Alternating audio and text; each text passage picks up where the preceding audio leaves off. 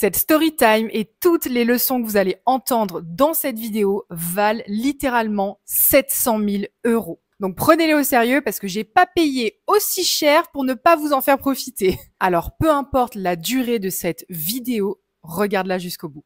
Bonjour à tous, on se retrouve dans une nouvelle vidéo dans laquelle je vais vous raconter, vous expliquer comment et surtout pourquoi j'ai perdu 700 000 € en l'espace de 1 an. Et attention, le but n'est pas juste de vous raconter ma vie, mais plutôt, à travers mon expérience, vous montrer les dangers de l'inconscient et des émotions. Et pour que vous compreniez vraiment comment j'en suis arrivée là, va falloir qu'on reparte depuis le tout début. Donc c'est parti. À la base, donc j'étais une petite fille très timide, très réservée, très renfermée sur moi-même. Et jusqu'à la fin de ma scolarité, je ne savais absolument pas ce que je voulais faire de ma vie. Les deux seules choses qui étaient claires à ce moment-là pour moi, c'était que j'étais convaincue que j'allais être riche. Je sais pas pourquoi, mais j'en étais persuadée. À l'âge de 7 ans, pour la petite anecdote, je disais déjà à ma mère, mais t'inquiète maman, je serai milliardaire. Et de deux, j'avais cette profonde conviction que ça allait être à partir de mes 18 ans que ma vie, ma vraie vie, allait vraiment commencer. Et je saurais pas vous expliquer pourquoi, mais je le ressentais vraiment puissamment à l'intérieur de moi. La seule chose, c'est que j'avais juste pas encore de vision claire de pourquoi je veux gagner beaucoup d'argent. Et surtout même de comment, parce que j'étais très timide, je savais pas ce que je voulais faire, rien ne me prédestinait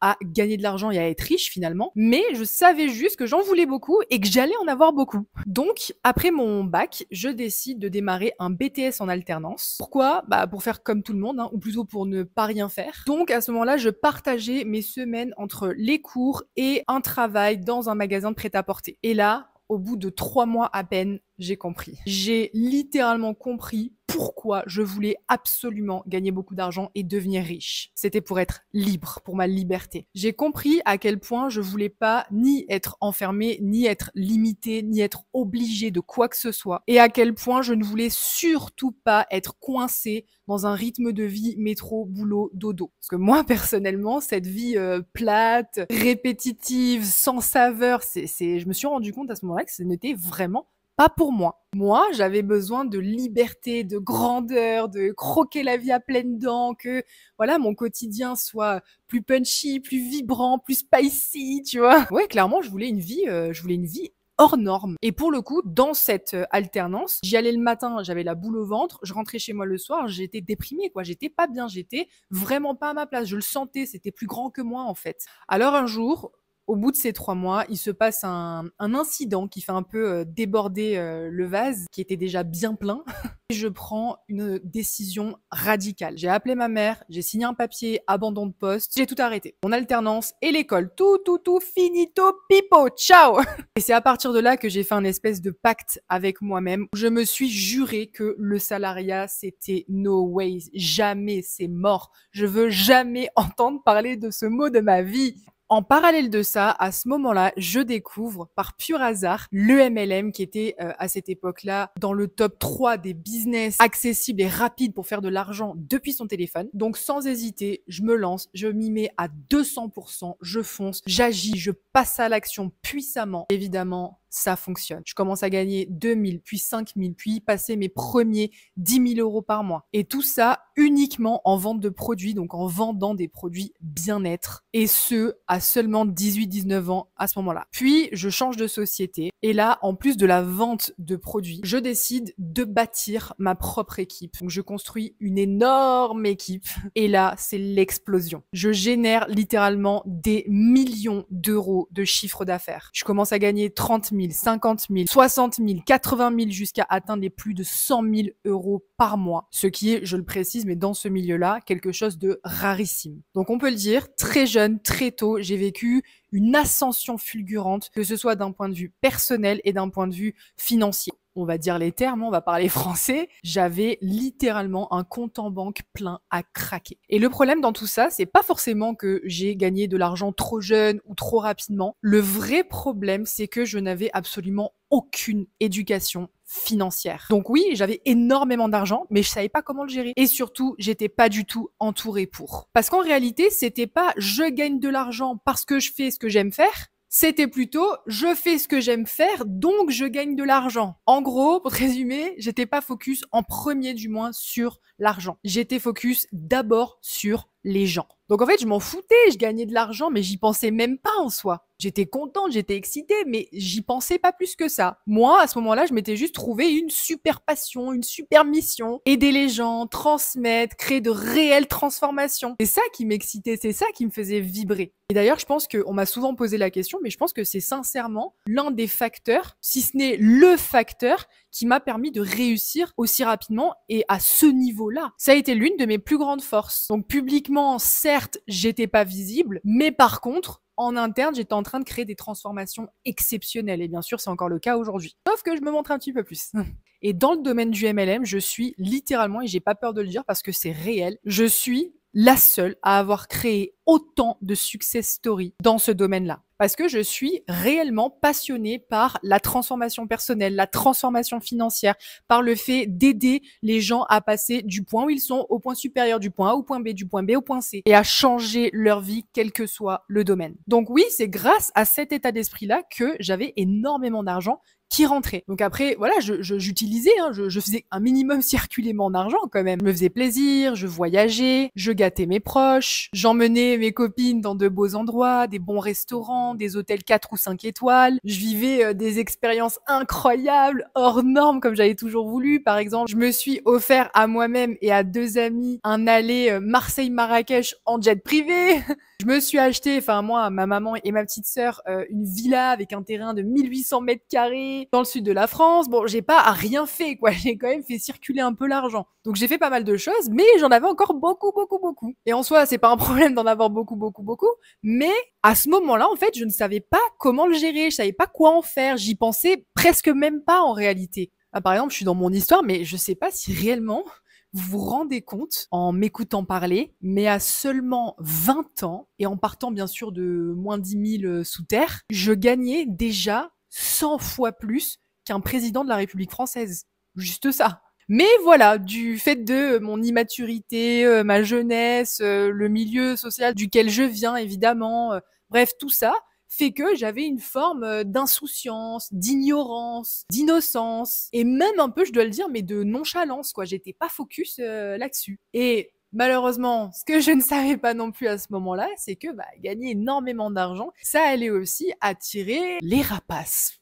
Voilà, je cherchais le mot, ça allait attirer les rapaces. Donc les arnaqueurs, les hypocrites, les manipulateurs, les profiteurs. Et honnêtement, j'étais vraiment à ce moment-là loin d'imaginer que ça existait vraiment tout ça. Que ça existait dans la vraie vie, qu'il y avait vraiment des gens comme ça. Et encore moins que ça allait pouvoir m'arriver à moi, que j'allais faire ce genre de rencontre et me faire berner, quoi. Pourquoi? Parce que j'étais dans le monde des bisounours. C'est-à-dire que j'étais... tout le monde il est beau, tout le monde il est gentil.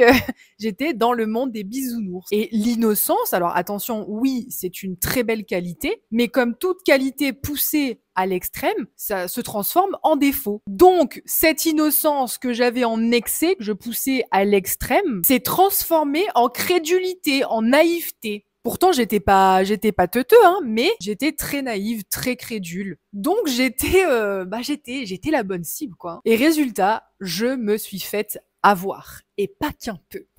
Aujourd'hui, heureusement, je ne suis plus comme ça, grâce à Dieu, mais j'ai dû traverser ça pour le comprendre. Et pour réussir à décoder le vrai du faux, les illusions, tout ça, et on va en parler. Parce que je le sais et je le vois, encore énormément de personnes se font berner. Et ça, sous plein de formes complètement différentes. Mais vous ne vous en rendez même pas compte quand ça vous arrive. Et c'est ça qui est le plus dangereux. C'est pour ça que beaucoup m'entendent parler du paraître, du monde du paraître. Et je vous assure que nombreux sont ceux qui en maîtrisent les codes. Et vous seriez choqués le nombre de personnes qui maîtrisent les codes du paraître parfaitement. Parce que contrairement à ce que vous croyez, la majorité des personnes que vous suivez, que vous admirez, qui vous inspirent, je peux vous garantir que la plupart sont de grands illusionnistes. Ah oui, pour être forts, ils sont très forts. Ils savent vous parler, ils savent vous faire rêver, ils savent parfois même vous faire pleurer, mais au fond, ils n'incarnent absolument pas ce qu'il diffuse et ce qu'il raconte. Donc, peu importe comment va résonner ce que cette personne-là va vous transmettre, la source n'est pas bonne. Il y a un immense décalage entre ce qu'ils disent, ce qu'ils montrent et qui ils sont vraiment, quelles sont leurs vraies valeurs. Et ça, je vais vous le démontrer à travers mon histoire. Enfin, Un petit bout, hein, parce que des aventures, j'en ai vécu, les amis, fou. Parce qu'encore une fois, j'étais pas spécialement débile, hein, pas du tout même. Mais comme vous, j'ai été victime de mes propres croyances, de mes propres émotions, de mes propres illusions. Ça nous arrive à tous. Et dans mon cas, par rapport à cette fameuse story time des moins 700K, pour être plus précise, j'ai été victime d'abus de confiance. J'ai fait confiance par association d'idées. Du genre, mon ami en qui j'ai confiance fait confiance à X, alors moi aussi, je peux faire confiance à X. Eh bien, grosse erreur. Voilà. Ça, vous savez ce que c'est. C'est ce qu'on appelle, ça a un mot, hein, c'est un concept, ça existe. Ça s'appelle le biais cognitif. Et il en existe plusieurs. Et celui-là, c'est le biais cognitif d'autorité. C'est-à-dire que on a naturellement tendance à transférer la confiance qu'on accorde à une personne vers les personnes qu'elle valide, qu'elle recommande ou qu'elle fréquente. C'est comme si notre cerveau, notre inconscient nous disait « c'est bon, mon ami a vérifié, donc j'ai pas besoin de le faire ». Et c'est très humain. C'est un raccourci mental qui est justement inconscient. Et quand il arrive dans de grosses décisions, notamment dans mon cas financière, eh bien ça crée des dégâts et ça devient extrêmement dangereux. Et c'est donc de là que tout est parti, de ce fameux biais cognitif. Donc, maintenant que vous avez le contexte, je vais pouvoir commencer à vous raconter l'histoire, la première, parce que oui, il y en a deux, 700 000 euros, mais pas qu'en une fois. Voilà, je vous explique. À cette époque, j'étais encore dans le MLM, mais j'aspirais à m'intéresser à d'autres choses, d'autres opportunités, d'autres types de business, d'autres projets, tout ça, j'avais cette envie-là. Et tout a commencé par un séminaire entrepreneurial. Et au départ, je décide d'aller à ce séminaire dans le but de soutenir un ami que j'estime beaucoup. Parce que cet ami en question était l'un des deux organisateurs du séminaire, donc c'était son séminaire. Et c'est là, parmi les participants de ce séminaire, que je rencontre, on va l'appeler M.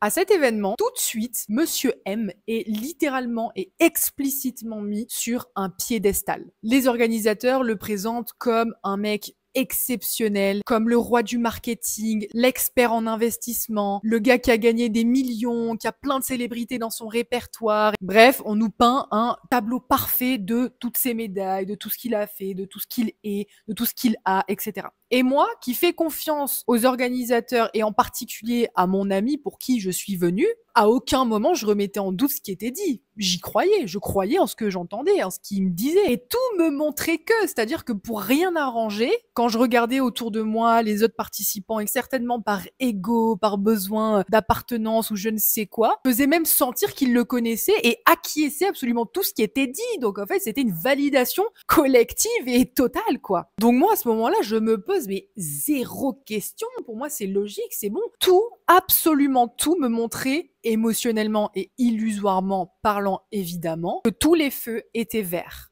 La seule chose que je me disais, c'était waouh, truc de fou, j'ai la chance de rencontrer, de côtoyer des gens comme ça, wouhou. Voilà, j'ai été super contente. Je me suis dit, mais c'est trop bien, je fais de nouvelles rencontres, des personnes d'un niveau supérieur, c'est génial, ça va m'ouvrir à des opportunités. Enfin, moi, j'ai été mais trop contente, quoi, super. Mais si vous saviez, oh là là. Et je pense que ça vous parle dans une autre situation, un autre contexte. C'est sûr, vous avez déjà vécu une situation comme ça, où vraiment, d'apparence, tout était OK, et puis finalement, vous avez découvert le pot aux roses, quoi, derrière ou plus tard. Parce que littéralement, c'est un piège qui est quand même assez classique. Bon, moi, je suis allée à un degré, voilà, quoi.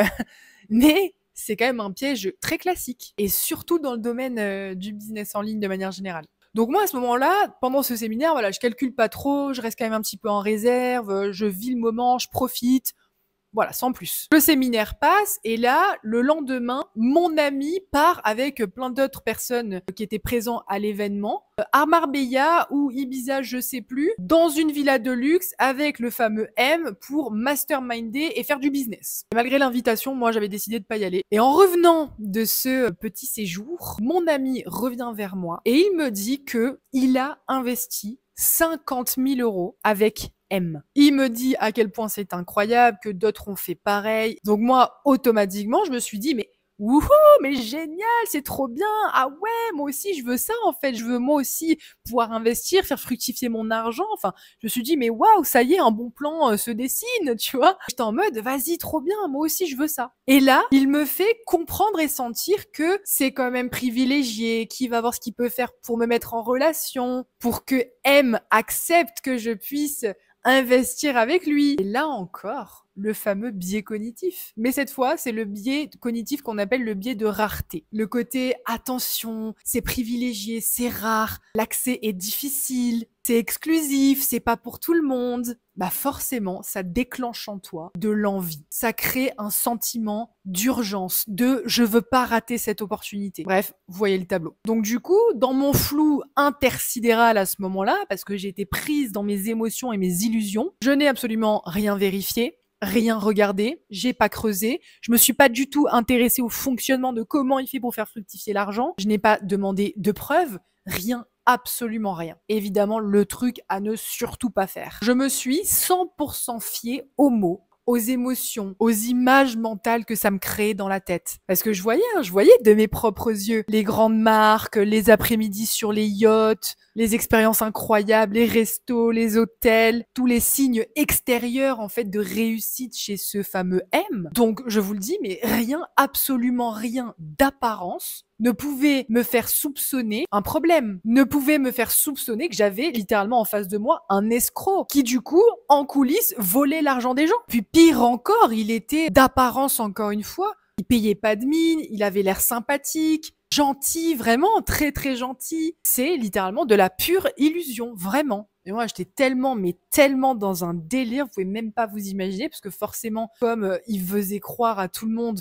qu'il gagnait énormément d'argent et qu'il était richissime, et ben forcément, il payait énormément de choses au groupe, quoi. Et avec tout cet argent qu'il volait, bah qu'est-ce qu'il faisait? Il augmentait son lifestyle. Il montrait justement qu'il avait encore plus d'argent. Donc, de ce fait, bah, il payait tout à tout le monde. Il payait les restos, les hôtels, les activités, plein de choses. Et comme moi, je voyais ça, bah qu'est-ce que je faisais? Non mais moi, la bonne poire est jusqu'au bout, hein. De toute façon, quand je fais quelque chose, je le fais pas à moitié. C'est que justement, comme il payait tout à tout le monde, moi, je voulais pas qu'il me paye les choses. Je voulais pas passer pour la profiteuse. Donc, bah, je faisais l'inverse. Contrairement à tous les autres, même mon ami, moi, je faisais l'inverse. C'est moi qui lui payais les restos, c'est moi qui lui payais les billets d'avion, c'est moi qui lui payais. Bref, à refaire, évidemment, je ne le referai plus. Clairement, je vous le dis, voilà, déjà. Mais pour vous dire, quoi. C'est-à-dire que, vous allez le voir, mais je lui ai donné énormément d'argent. Et pourtant, à côté de ça, je continuais de lui payer plein de choses. Parce que je me suis dit, non, je veux pas, moi, je l'apprécie pour qui il est et pas pour son argent. Donc, c'est moi qui lui payais les trucs. Non mais... Donc, évidemment, vous l'avez compris, il m'a évidemment accepté en tant que cliente. Mais honnêtement, à partir de là, mes souvenirs sont quand même vachement flous. C'est une période de ma vie très flottante. Voilà, c'est des souvenirs qui sont flottants. La seule chose que je peux vous dire, c'est que j'investis les yeux fermés. J'investis une première somme, puis une deuxième somme, une troisième somme, une quatrième somme. Et à chaque fois, bien évidemment, pour des projets complètement différents qui m'étaient amenés comme une révolution à chaque fois. Ça y est, j'allais devenir multi millionnaire, quoi. En gros, pour la faire courte, il se servait de moi telle une banque. Dès qu'il avait besoin d'un peu d'argent, soit pour augmenter son lifestyle, soit pour rembourser quelqu'un, bah c'est chez moi qu'il venait taper, quoi. En fait, il avait, pour vous imaginer, il avait littéralement créé à lui tout seul un réel système de Ponzi. C'était un réel système de Ponzi. Et moi, bah j'étais l'une des victimes principales de ce Ponzi-là. En tout cas, à ma connaissance, c'est à moi qu'il a pris le plus. Et pourtant, on avait tissé une relation tellement forte, où je peux vous le dire, mais je le considérais à un moment donné presque comme mon grand frère. On était des amis, on était devenus très proches.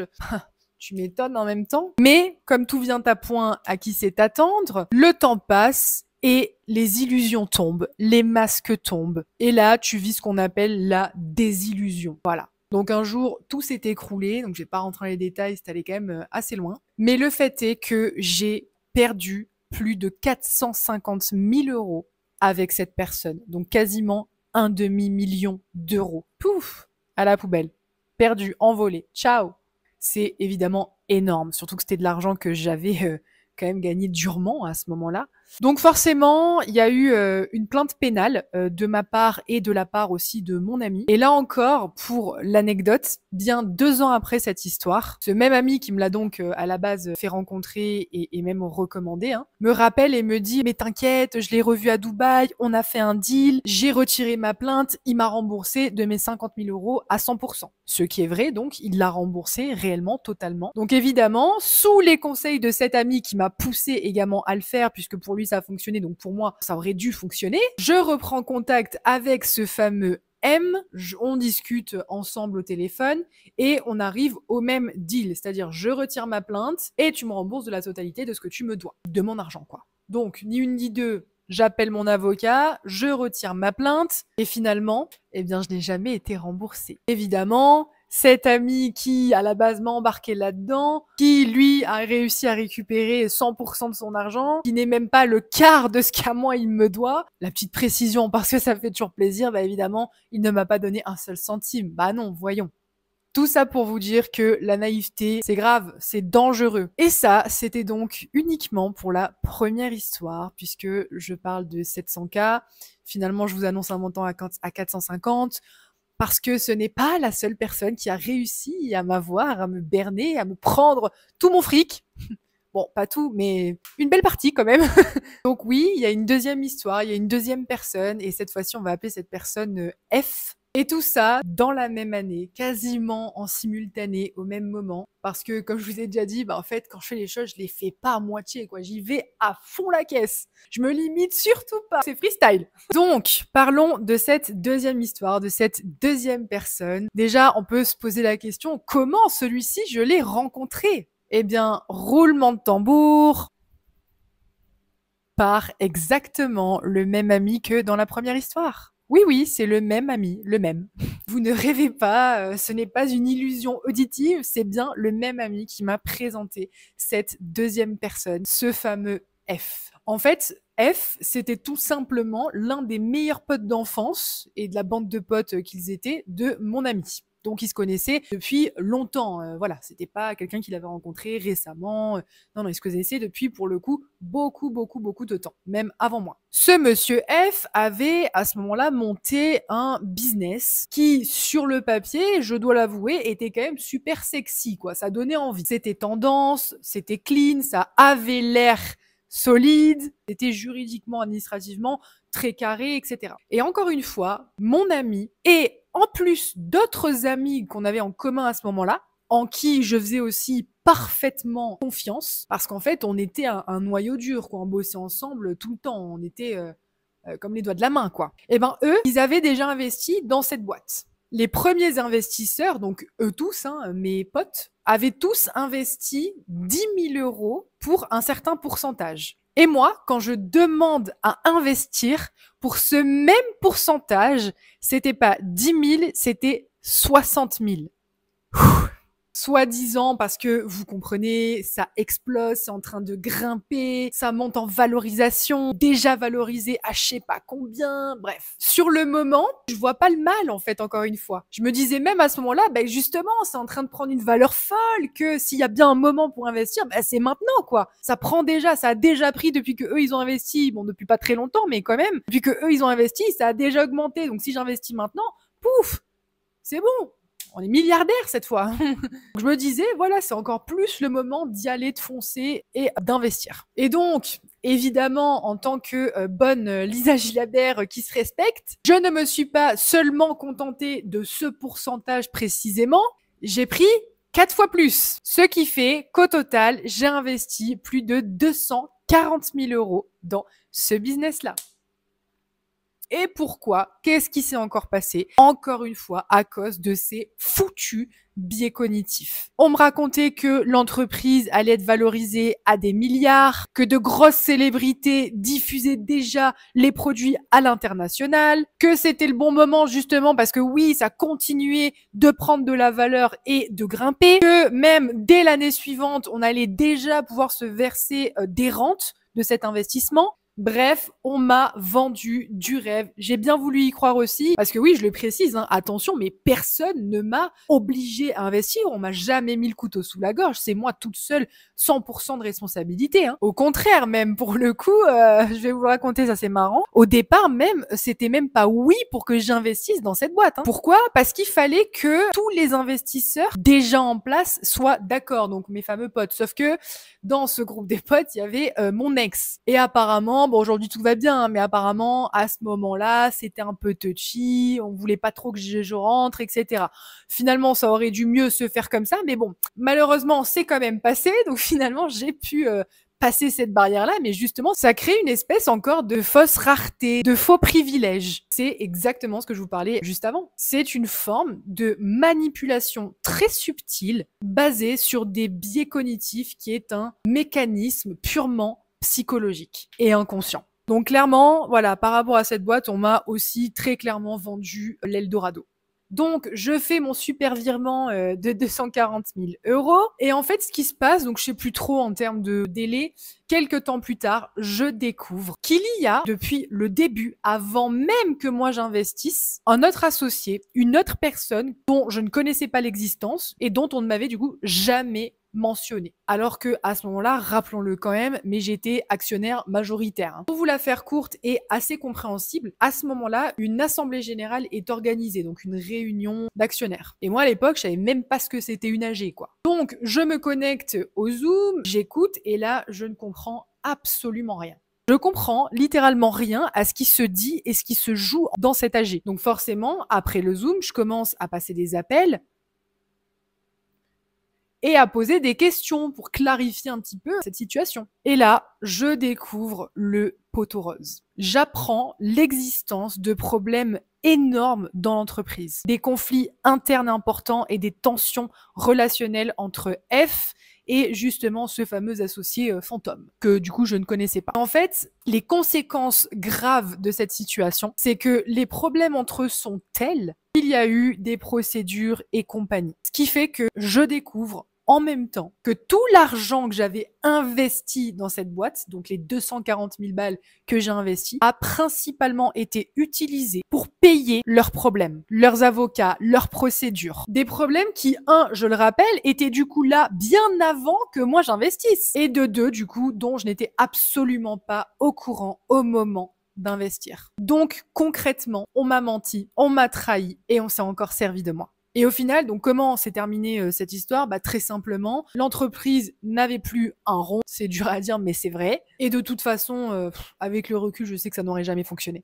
Donc, ils ont fini par liquider la boîte. Ça permettait aussi aux deux associés de se séparer et tout le monde était content, sauf moi. Donc, officiellement, je perdais l'espoir un jour de retrouver cet argent en même temps que je voyais la société se dissoudre, quoi, tout simplement. Mais ce n'est pas terminé. Accrochez-vous bien parce que la suite à ça, c'est que donc ce fameux F revient vers moi pas très longtemps après. Et là, il me sort un discours du genre, bon écoute, je suis absolument pas obligé de le faire, hein. Je pourrais totalement laisser les choses comme ça et ne rien te proposer. Mais voilà, je relance une deuxième boîte, c'est un projet, un concept complètement différent, hyper novateur, il me sort les trucs, il me fait goûter, etc.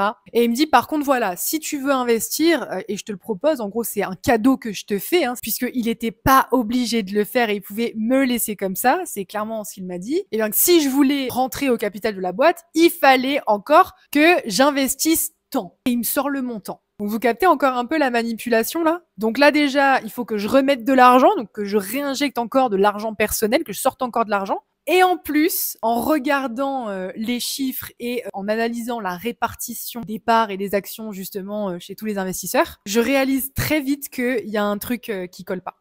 En gros, je remarque que je ne recevrai pas le nombre de parts que j'aurais dû avoir en comparaison avec les pourcentages qu'il y avait notés pour les autres investisseurs. Je sais pas si c'est clair, mais en gros, c'était pas du tout équitable. Il y avait littéralement un déséquilibre, un calcul tordu, un truc pas net, et encore une fois, une volonté de me prendre là pour la dernière des connes. Sauf que je crois que c'est bon là, tu vois, c'est bon.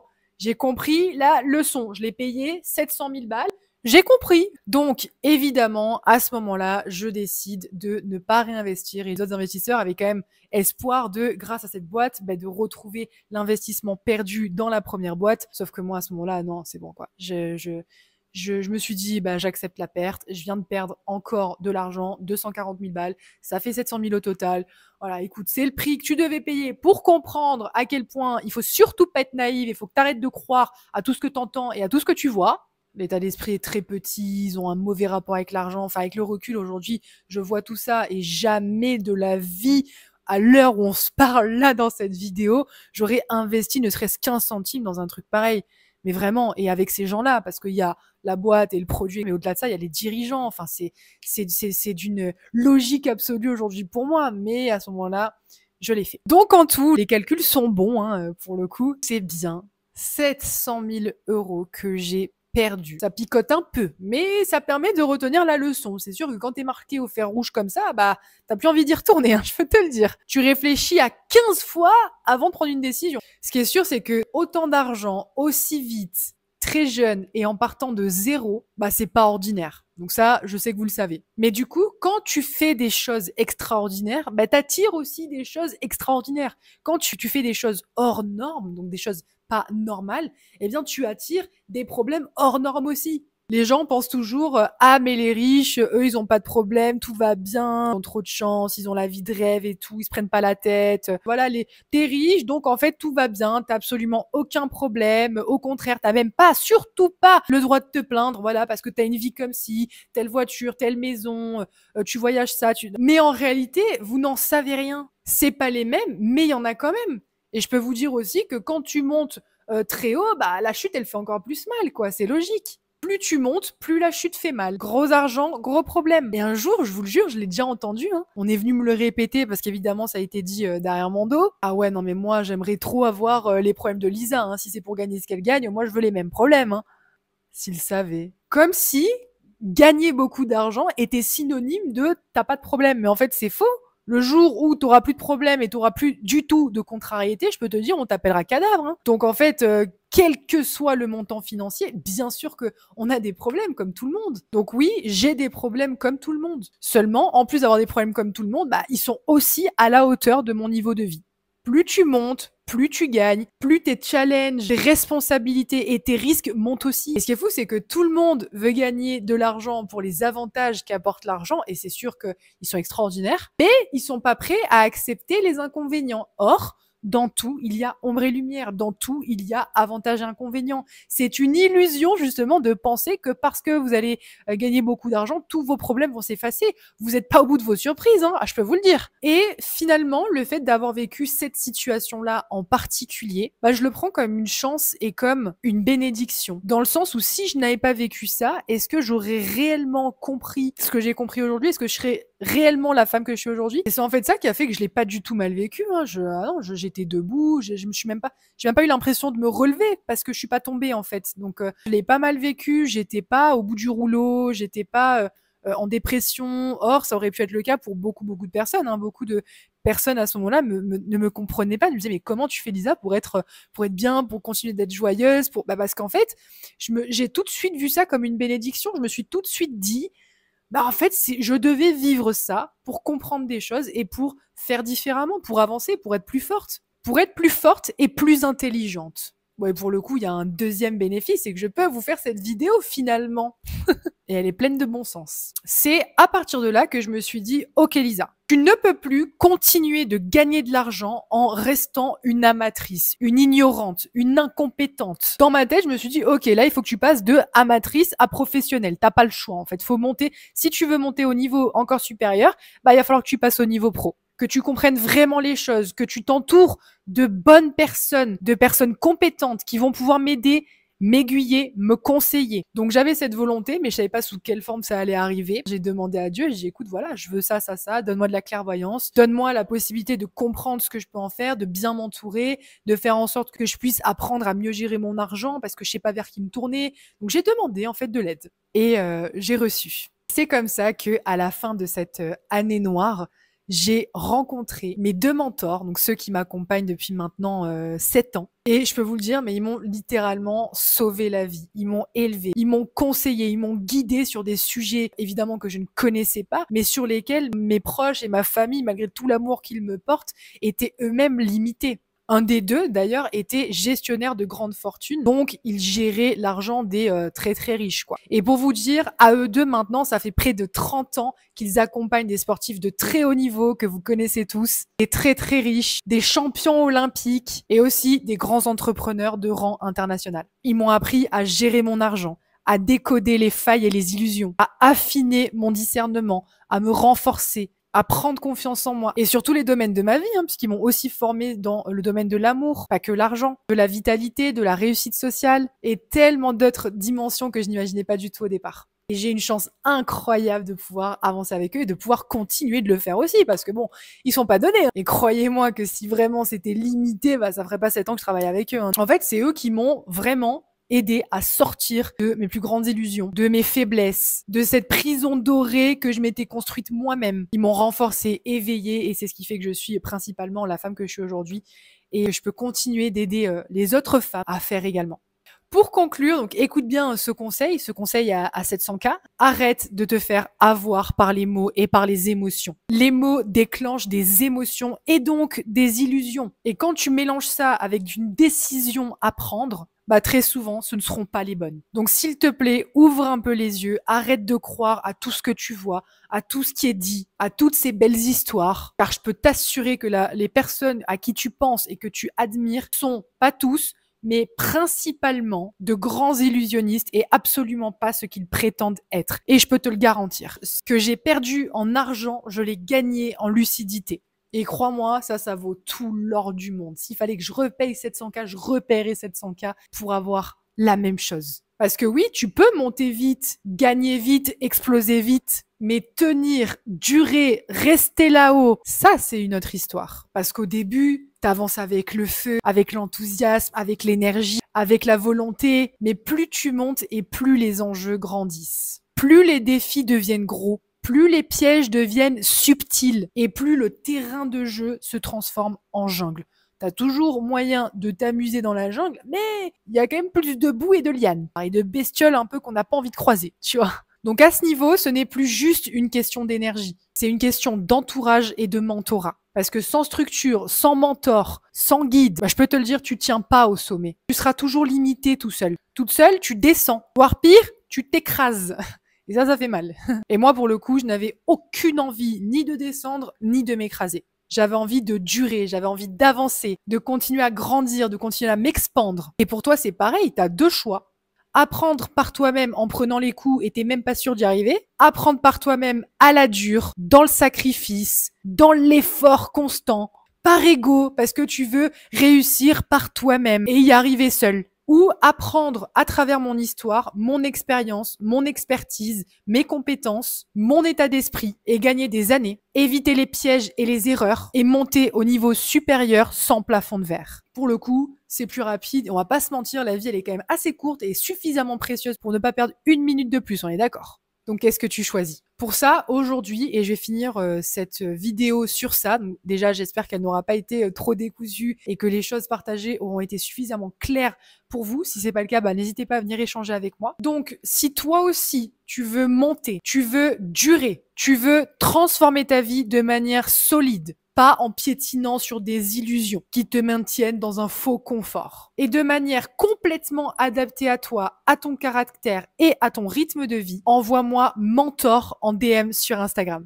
Et si jamais tu es disponible ce jeudi 15 mai à 20h30, tu peux aussi m'envoyer un message et m'envoyer masterclass, surtout si tu es intéressé par le fait d'augmenter ton pouvoir et ton potentiel de charisme, qui est quand même un pouvoir exceptionnel qui permet de faire énormément de choses dans la vie, quel que soit le domaine. Et évidemment, elle est 100% gratuite. Je te fais des bisous. Ciao. Bon, ce qui est bien au final, c'est que l'addition de toutes ces leçons, c'est moi qui l'ai payée. Je l'ai payée très salée certes, mais la bonne nouvelle, c'est qu'elle est gratuite pour toi.